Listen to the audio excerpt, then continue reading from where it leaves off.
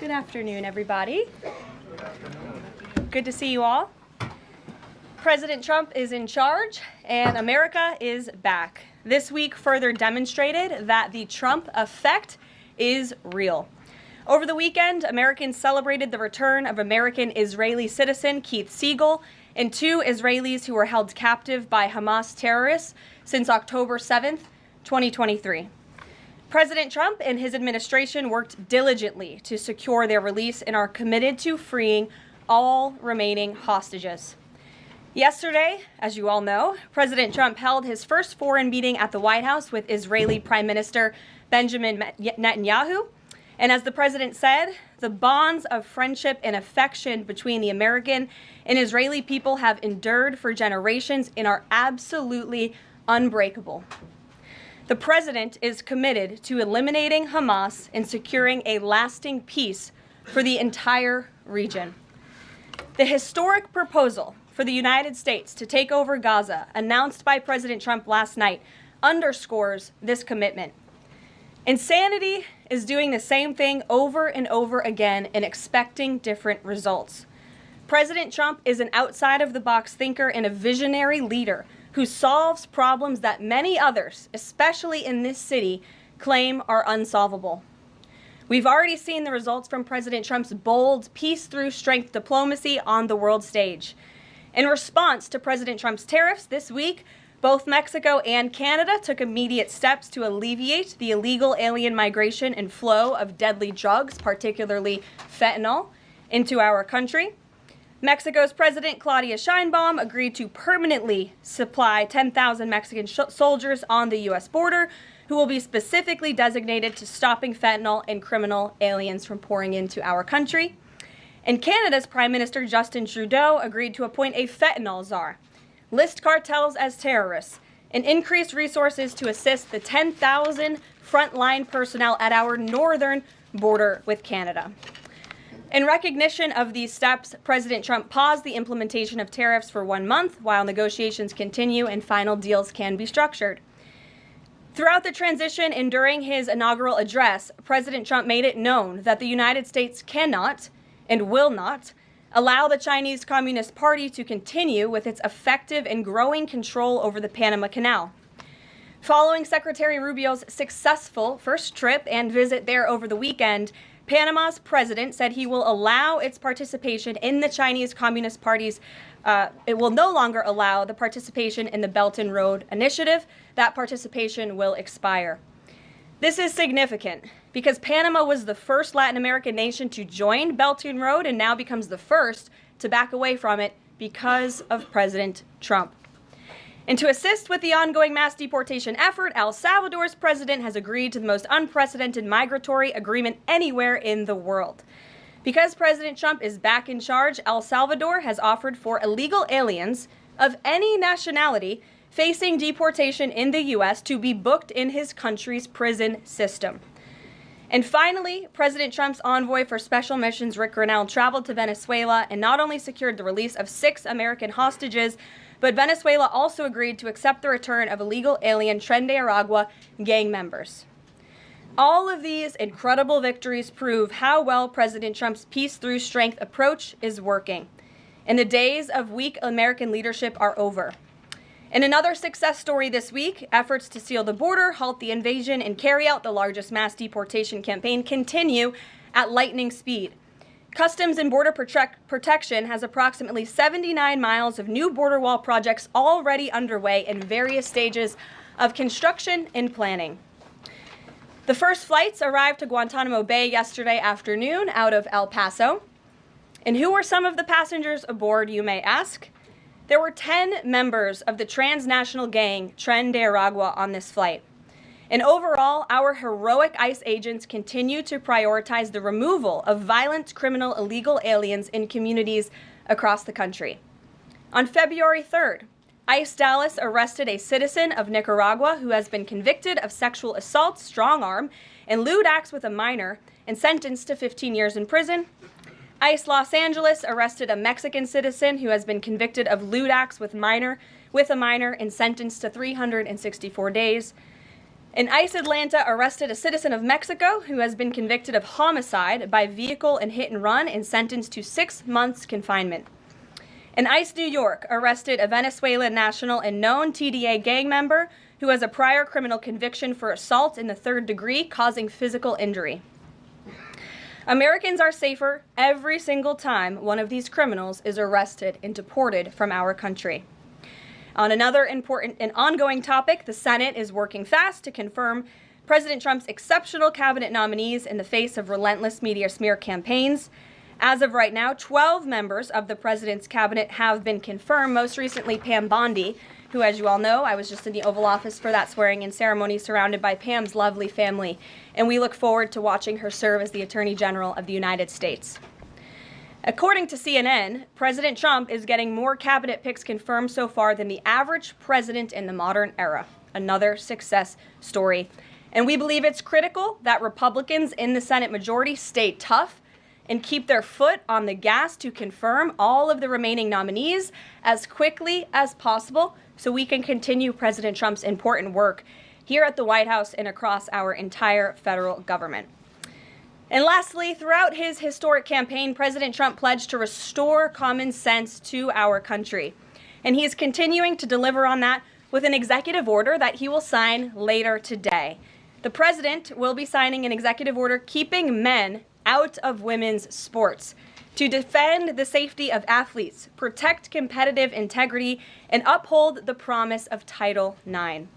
This common sense action from President Trump ends the disgusting betrayal of women and girls by the previous administration, who for years catered to radical activists who wanted biological males to be treated as women in workplace showers, competitive sports, prisons, and even rape shelters.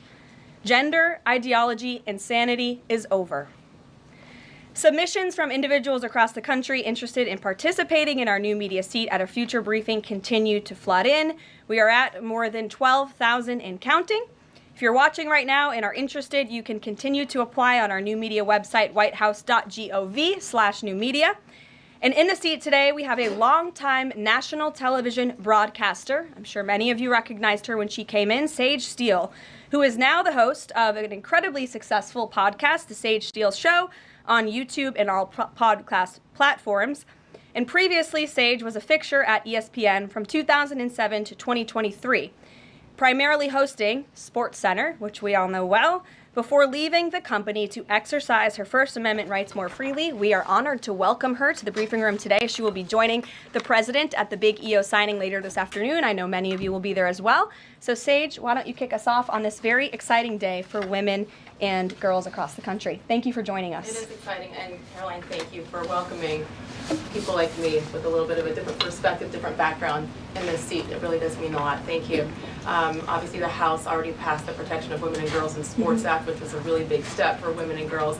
So far, the Senate, as we know, has not brought it up to vote. We all know executive orders can be overturned, so I'm wondering how important it is to the president to get Congress to bring this, to pass legislation. So there are no instances like the past administration that really tried to destroy Title IX. It's incredibly important that Congress immediately acts on this priority. I think the president is really setting the tone, making this a very immediate priority for this administration, just as he promised to do on the campaign trail. And I'd like to get into the executive order a little bit, because it is the news of the day here at the White House, and talk about what this executive action will actually do.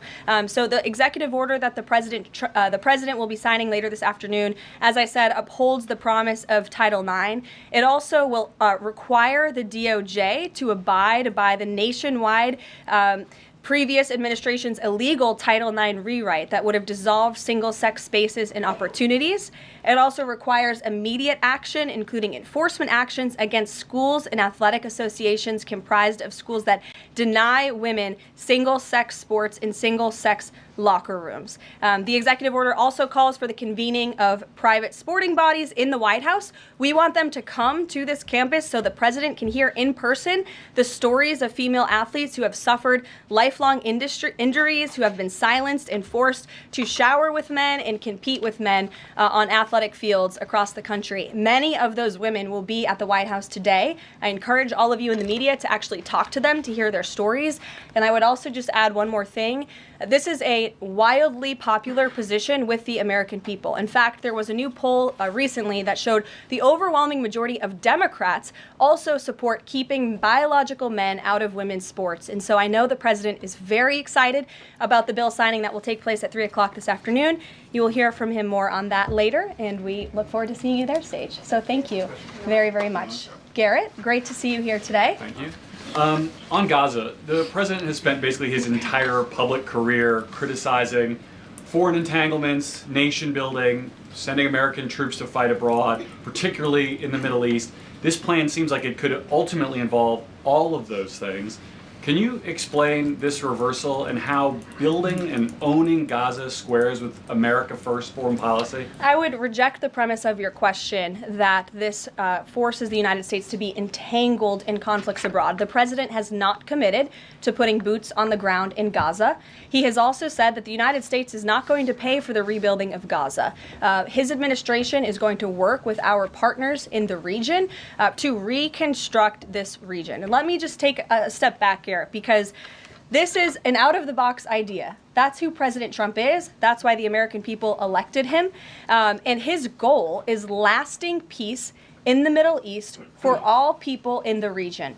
And as I said in my opening remarks, we've had the same people pushing the same solutions to this problem for decades. And it's been made very clear to the president that the United States needs to be involved in this rebuilding effort to ensure stability in the region for all people. But that does not mean boots on the ground in Gaza. It does not mean American taxpayers will be funding this effort. It means Donald Trump, who is the best deal maker on the planet, is going to strike a deal with our partners in the region. He did not rule out American troops in Gaza last night. Are you doing that now? I am saying that the president has not committed to that just yet. He has not made that commitment, and you know that. And on the foreign partners, the Jordanians, the Egyptians, the Saudis have already panned this plan.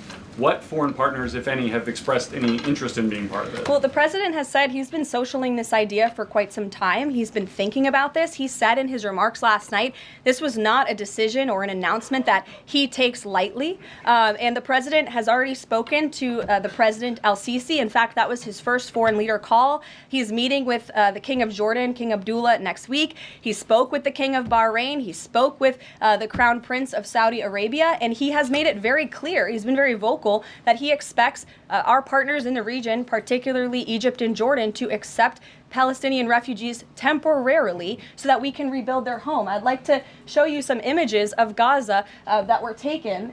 Fox News aired this. I mean, that is, as they put it, in an apocalyptic scene in Gaza. This is an uninhabitable place for human beings. Do you really think that families can live their dream in a region that looks like this, with no running water, no electricity? And the special envoy to the president, Steve Witkoff, recently traveled to Gaza, as you all know. And he came back with images that he showed the president of the dire situation here. And the president made this decision with a humanitarian heart for all people in the region. Peter. Thank you, Caroline. Are any officials here preparing to fight Democratic lawmakers in the streets? Absolutely not. And thanks for the question. Some elected Democrats are so steamed about DOGE. Congresswoman LaMonica McIver says we are at war. Ilhan Omar says we might actually see somebody get killed. And Chris Van Hollen says we have to fight this in the Congress. We have to fight this in the streets. So what now? And may I just point out, if you heard that type of violent, enticing rhetoric from our side of the aisle, from Republican leaders on Capitol Hill, I think there would be a lot more outrage in this room today. It's unacceptable, the comments that have been made by these Democrat leaders, and frankly, they don't even know what they're talking about. Because President Trump was elected with a mandate from the American people to make this government more efficient.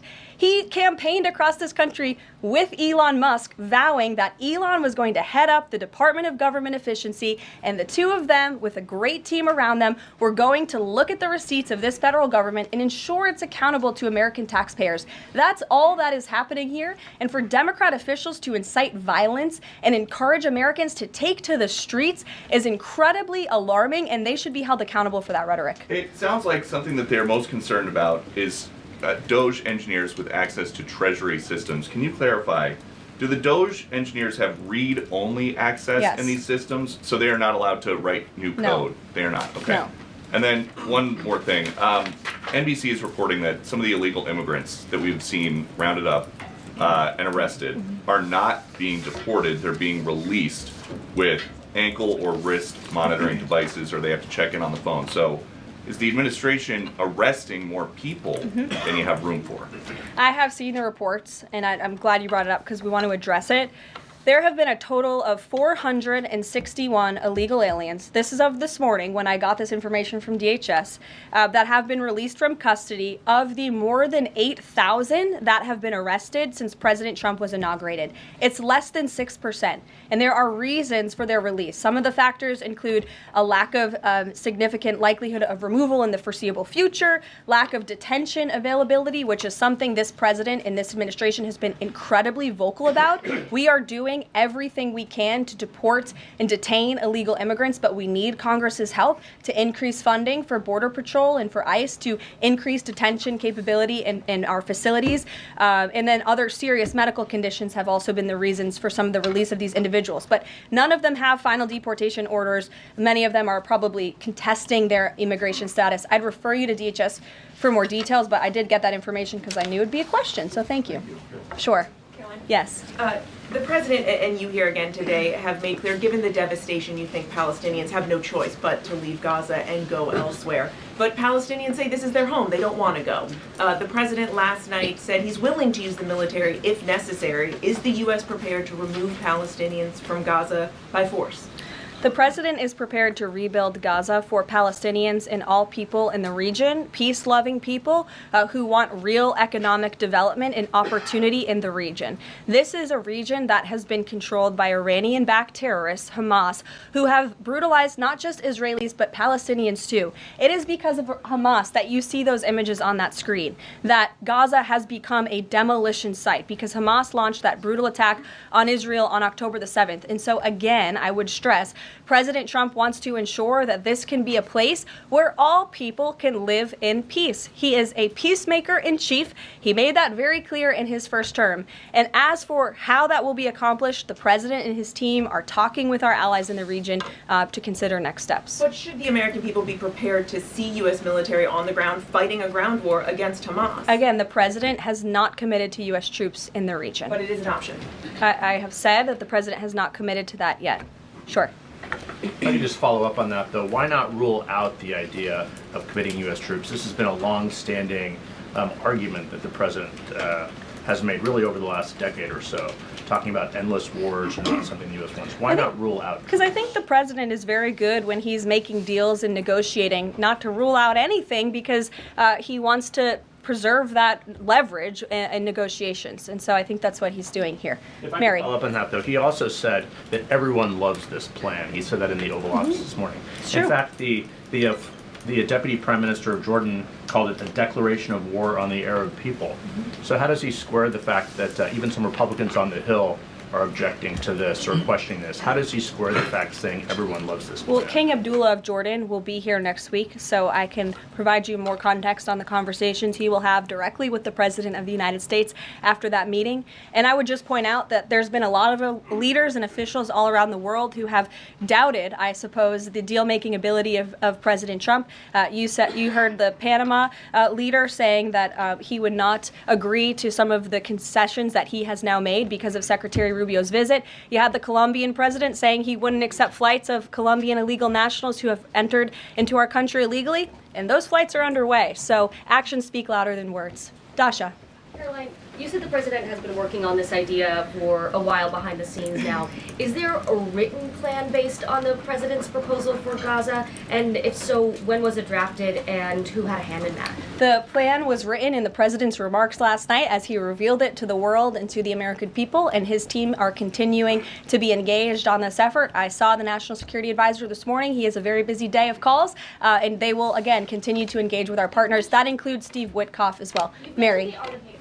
Two questions for you on the news of the day. So how is today's executive order going to impact the 2028 Summer Olympics in Los Angeles? For example, would a man who thinks that he's a transgender woman be allowed to compete as a female on U.S. soil?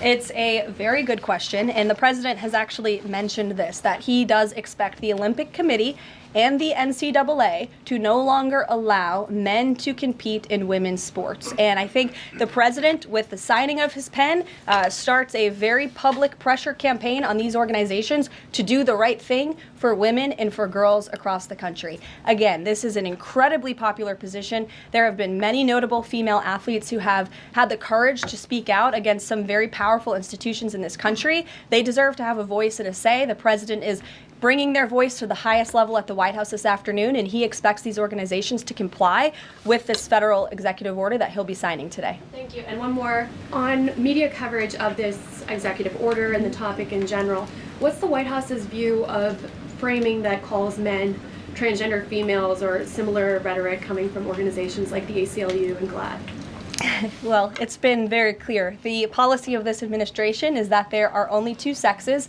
male and female. Pretty simple. Brian Glenn. Yes. USAID has gotten a lot of attention the last couple of days with some of these bizarre things that we've been, taxpayers have been funding. Now it looks like there are a couple media outlets that have been dragged into this conversation as far as USAID funding as well. Does the president have any comment on that?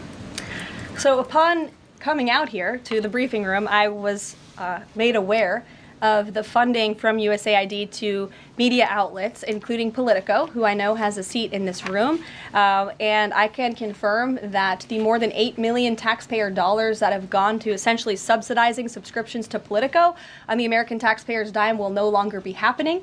The DOGE team is working on canceling those payments now. Again, this is a whole of government effort to ensure that we are going line by line when it comes to the federal government's books. And this president and his team are making decisions across the board on, do these receipts serve the interests of the American people? Is this a good use of the American taxpayers' money? If it is not, that funding will no longer be sent abroad, and American taxpayers will see significant savings because of that effort. Thank you. I'd like to give some love to the back row. I've heard that unfortunately they haven't been called on in years past. So Reagan, why don't you go ahead? Thanks, Caroline. The WHC announced that comedian Amber Ruffin, who has called the president a toddler with his pants pulled down, will be the entertainment for this year's Correspondents' Dinner. Does the White House have a reaction to this choice, and will the president be attending the dinner this year? It's certainly an interesting choice. I have the president's invitation on my desk. I have the invitation for myself on my desk as well. Haven't talked to the president about it. When he makes his decision, I will let you all know. But definitely an interesting choice of the comedian. I'll talk to the boss about it and see what we decide. Sure, go ahead. Yes, yes. On the executive order set to be signed today, you said that this will be enforced. Can you spell out for schools and the public how exactly the administration plans to enforce this, even at the local levels? And on top of that, there are human rights groups who say that this could expose kids to discrimination. What is your response to that? I think kids have already been exposed to discrimination, especially young women and girls who have been forced to shower in locker rooms with biological men, who have been forced to compete on playing fields with biological men, which is incredibly unfair and unsafe, and again, an incredibly unpopular policy with the American people. As for the actions that this executive order takes, I already laid those out at the beginning of the briefing. I'm happy to give you a copy of this fact sheet so you can let your audiences across the country know. What's your message to schools who don't comply with this? They should, because it's going to be federal law in about an hour and a half. So your colleague to your right, to my Thanks, left. Caroline. Yes. Taylor with Spectrum News. You talked a bit about DOGE. Elon Musk is currently a, quote, special government employee who also owns companies that have billions of dollars in federal contracts. You said earlier this week that he has abided by all applicable federal laws, but what steps is the Trump administration taking to address that conflict of interest? The president was already asked and answered this question this week, and he said if Elon Musk comes across a conflict of interest with the contracts and the funding that DOGE is overseeing, then Elon will excuse himself from those contracts. And he has, again, abided by all applicable laws. In the back left, go ahead. Trade advisor Peter Navarro, when asked about the External Revenue Service today, said, quote, we're going to collect a lot of tariff revenues and we're going to get tax cuts out of it. Is it the official position of the White House that tariffs will lower taxes for Americans? The president has always been clear that he believes tariffs are a tax on foreign nations, and he's committed to cutting taxes for the American people here at home. He also believes tariffs are a great revenue raiser for this country, and that's exactly why he has committed to the creation of the External Revenue Service, which I think is a phenomenal idea. We'll just go down the whole row. Go ahead. Tom Bateman with the BBC. Can you confirm that under the President's plans for Gaza, any and all Palestinians who want to stay in Gaza on their land will be allowed to do so? I can confirm that the president is committed to rebuilding Gaza and to temporarily relocating those who are there, because as I've showed you repeatedly, it is a demolition site. There is no running water. There is no electricity. The president wants these individuals to live in peace. He is committed to doing that with this very bold new plan, and we will continue to keep you apprised of updates as we receive them. Ed Lawrence, go ahead. Yes, go ahead, Ed. I appreciate it. Thank you. So now that the President Trump's policies are starting to take shape, how long will it take to cycle through and get some of the actual prices that Americans are paying to come down? Prices at the store and at the grocery pump? Across the board, sure. Well, the president is doing everything he can, obviously, to reduce the cost of living crisis in this country as quickly as possible. That's why he signed a litany of executive orders across the board. In the first couple of weeks here, he declared a national energy emergency. He committed to cutting 10 regulations for every new one on the book. As you know, working for a Fox Business-related outlet, deregulation and energy independence are huge drivers of reducing inflation in this country. And I think Americans can be assured by the results President Trump had in his first term, when again inflation was 1.4% when he left office. But is it months or is it a year? And will Americans have the patience to wait for it? I don't have a timeline, but the president is doing everything that he possibly can to reduce cost of living for Americans at home. Phil Wegman. Thank you. Is it worth risking the life of a single U.S. Marine to turn the Gaza Strip into the Riviera of the Middle East? Phil, I'm not sure why you're asking me that question, because I've already said the president has not committed to sending Marines or any boots on the ground in Gaza. We'll bring it to the front row. Ed O'Keefe. Good to see you again here in the front row, Caroline. Two things. On today's announcement, Title IX, if he scales back the Education Department or moves to shut it down entirely, what entity will enforce Title IX? As of now, this will be enforced through education, through Title IX. If the abolishment of the Department of Education continues, which, as the president said yesterday, it's something his team is looking at and considering. It's something he talked a lot about on the campaign trail. Then, of course, we will look at additional maneuvers to ensure that these very important policies can be implemented. Okay, so the education abolishment thing's still on the table. Yeah, the president talked about it yesterday in the Oval Office, and he has good reason to talk about it. I mean, look, our education system is failing students in this country. The Nation's Report Card, I brought it up in my remarks last week, it shows that fourth graders are not reading at the level they should. I believe it was 40% of them are proficient in reading. As the mother of a child, I want an education system that helps my child read and write, teaches him math, nothing else in the classroom. And the president is wholeheartedly committed to we can make academia great again in this country. One other quick Deanna, one, go ahead. Thanks, Caroline. Does the president, is he looking at offering anything to these Arab countries that take in Palestinians? Is he willing to give them anything in return? And secondly, when the president announced his taking over Gaza policy yesterday, was Netanyahu aware of this, and what was his reaction when Trump presented that idea to him? I won't get ahead of the president's discussions or negotiations on your first question about what would be offered. I think the president's made it clear that he expects these nations in the region to step up and to accept Palestinian refugees who will be temporarily relocated for the rebuilding of Gaza. As for whether Prime Minister Netanyahu was aware before the president's remarks, he was indeed. I wasn't present for that reaction. But again, this is something the president has been socializing and thinking about for quite some time. Nick, good to see you. Oh, Jordan. Jordan, sorry. Thank you, Caroline. So Secretary Hegseth announced yesterday that Army recruiting levels have reached 12-year highs in December, 15-year highs in January. What is making young people want to serve the military under the Trump administration, and how does that contrast to Biden's failure consistently to meet recruiting average? Yeah. Does DEI President Trump's anti-DEI agenda play a role in this? Well, first of all, the recruitment level for all branches of our military are at crisis levels, and it serves as a national security risk that our military branches are not fully staffed to where they need to be. And I do believe it's a culture problem within these institutions that the president is very much committed to fixing, as emphasized by the executive orders he has signed to root DEI out of the military. And I think when young men and women who are honorably signing up to serve in our nation's military see somebody like Pete Hegseth, the new Secretary of Defense, who is a proven warfighter, who risked his life in battle for this country, who understands what it means to deploy and to defend the Constitution and your nation abroad and to put your life on the line. When they see a leader like that, and a leader like President Trump, who is committed to peace through strength, that's very inspiring. And we look forward to seeing those recruitment numbers and retention numbers skyrocketing over the next 4 years. And I know Pete Hegseth is committed to increasing recruitment at all branches of the military. I would defer you to the Department of Defense on exactly what he plans to implement. Jeff. Thanks very much. Two questions. One, the president yesterday used the word permanent for permanently resettle Palestinians. I hear you saying temporarily today. Is that a shift or a specific change that you want to highlight? And my second question is, yesterday he spoke about the U.S. owning Gaza. Who owns Gaza now, and how would the U.S. acquire ownership? Well, Gaza is currently run by Iranian-backed terrorists in the Middle East, Hamas, who we all agree, I think everybody in the region agrees, that can no longer stand. Just look at the events of October 7th and the events since.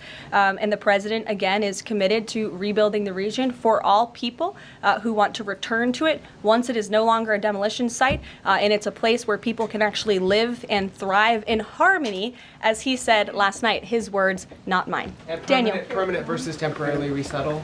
The president has made it clear that they need to be temporarily relocated out of Gaza for the rebuilding of this effort. Again, it's a demolition site right now. It's not a livable place for any human being.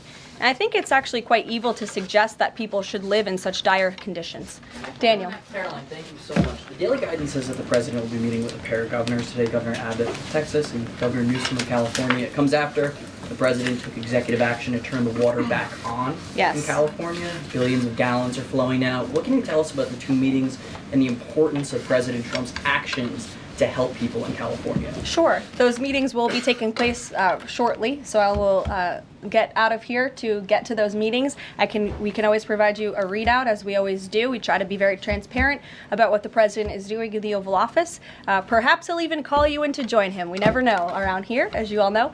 But Governor Abbott is obviously a great friend and an ally to the president. He has been on the front lines of the border crisis in this country. And as for Governor Gavin Newsom, well, the president is willing to work with anybody from blue states or red states to do what's best for the American people. And he really enjoyed, the president really enjoyed his trip to Pacific Palisades last week. He felt very inspired by the frustration of the residents there, and he has been wholeheartedly committed to ensuring that the water is flowing in California to prevent these wildfires, and also that people have access to their properties. And he has continued to apply tremendous pressure to Gavin Newsom and also the Los Angeles mayor to allow private residents and property owners to access their property. He believes that's their right to do so, and they should be able to do it. And one more thing before I wrap up, because I do want to get to these meetings, and I will see you all at the EO signing later this afternoon.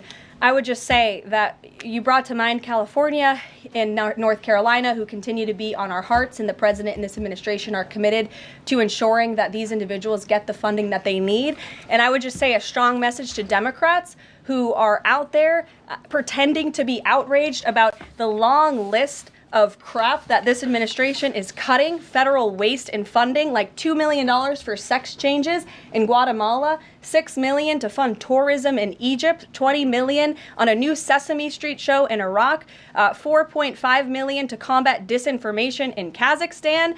I could go on, and I'm happy to provide this list to every single one of you. Democrats are outraged that the American people want to be, they want their taxpayers going to good uses, not stuff like this. But then they're very quiet about the fact that there are still North Carolinians and people in California who have lost everything, and in the last 4 years, this federal government did nothing to help them.